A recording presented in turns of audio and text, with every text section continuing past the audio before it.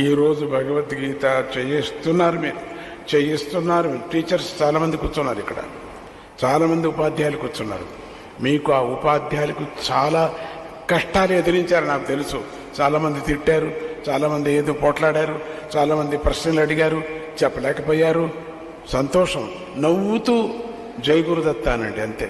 నవ్వుతూ బయటికి రండి. కానీ మీరు ఏడ్చటం కానీ మూర్ఖులను తిట్టడం కానీ వాళ్ళను చేయొద్దండి.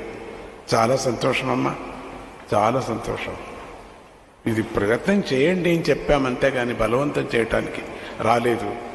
ఇది ఒక ఏదో ఎక్కడికో తీసుకువెళ్ళేటువంటి ఒక గుంపు అనుకోవకండి మీరు. భగవద్గీత అనేటువంటిది మానవాళికి కావలసిన, దాంట్లో ఎవరికి ఏం కావాలనో ఉంది.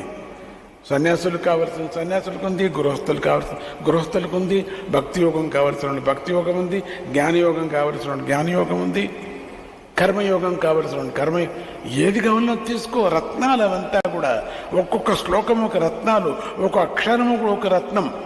నీకేది కావాలనో తీసుకో. లైన్లో వచ్చిన పిల్లలకంతా మా అబ్బాయి చదవడండి, రాదండి, భగవద్గీత చదువునాయన ప్రామిస్ చేయి. ఎంతోమంది ఉన్నారు ఇక్కడ కూర్చున్నారు, ప్రామిస్ చేశారు. ఆ భగవద్గీత చదవటానికి ప్రారంభం చేస్తూనే ఫస్ట్ క్లాస్ వచ్చారు పిల్లలు, బాగా చదివారు పిల్లలు. మిగతాది వాళ్ళ బిహేవియర్ మారిపోతుంది, వాళ్ళు మాట్లాడేది మారిపోతుంది, ఇంట్లో తల్లిదండ్రులతో వ్యవహారం చేసేది మారిపోతుంది. ఎవరో ఒక్కరో ఇద్దరు రాంగుగా పోయారు, మళ్ళీ వాళ్ళు కూడా వస్తారు, లేదని కాదు. ఒప్పుకున్నా నిదానంగా. భగవద్గీత అనేది మన జీవితం రహస్యాన్ని చూపించేటువంటిది, దారిని చూపించేటువంటిది భగవద్గీత. అటువంటి భగవంతుడే చెప్పినటువంటి మాటలు అమూల్యమైనటువంటి ఒక్కొక్క అక్షరము, ఒక్కొక్క గీతలో ఒక్కొక్క అక్షరము అత్యద్భుతమైనటువంటిది మంత్రం. అది దిన్నముకు అధ్యాయం చేస్తే చాలు. ముక్తి వద్దు, ఏమొద్దు, నేను సంతోషపడతాను అంతే. ఇంకా మీ గురువుగారు సంతోషం. నాకు మీరేమీ ఇవ్వలేరు, ఇంపాసిబుల్. ఏమిచ్చినా తృప్తి లేదు. ఎవరిదెవరికి ఇవ్వటానికి సాధ్యమవుతుంది, ఆయనకి నాకు తృప్తి లేదు.